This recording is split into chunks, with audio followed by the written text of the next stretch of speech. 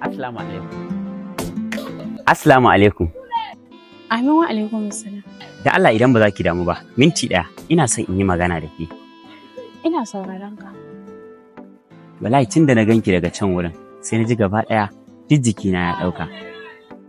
Ina son dai kawai in faɗa miki cewa ina son ki wallahi kuma soyayya na gaskiya domin auren ki nake so ne. Insha Allah idan kin bani daman haka. Na ɗauka ma faɗa min cewa za ka yi ni bestie ko kuma ƙawanci. Amma sai naga ka zo min da wata shirme wai ita soyayya aure. Soyayya ita take wahalatar da mutane a yanzu, wa'inda sun gaza ganewa ita take wahalatar da su. Kuma babu abin da suke ɗauka a ciki banda wahala da damuwa wanda sun gaza ganewa. Ni nan da kake gani na bana yin ta kuma bana sha'awar yin ta. Me yin ta ma haushi yake bani sa'annan kuma tsanansa nake. Kaga malam sai an jima na barka lafiya. Baiwar Allah da Allah ɗan tsaya.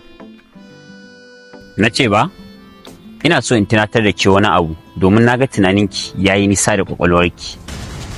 Ki yi duba zuwa sama da ƙasa, gabas da yamma, kudu da arewa. Wannan ita ce ake kira da duniya, mai cike da tsirrai, halittu, mutum, aljan da dabbobi da sauran dubban halittun da bamu san su ba. Kin san duk menene samar da wannan? Soyayya.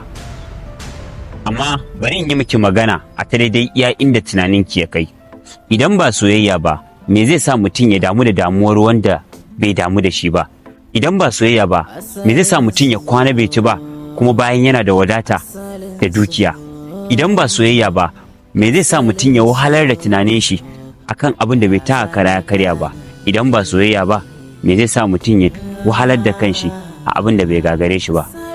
Maganan bestie da kike yi ko abokanai, ni da kike gani abokanai na maza ne, haka matan da suke gidanmu ma ƙawayensu mata ne. Ki sani cewa duk wanda kika ganni da ita ina magana, to asalin so shine ya kai ni wurinta.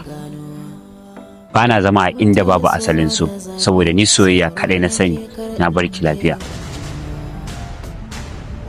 Malam, maganganunka sun saka na fahimci menene soyayya. Tabbas soyayya ita ce ginshikin rayuwa. Ina son ka malam domin ka fahimtar da ni asalin soyayya. Asalin so.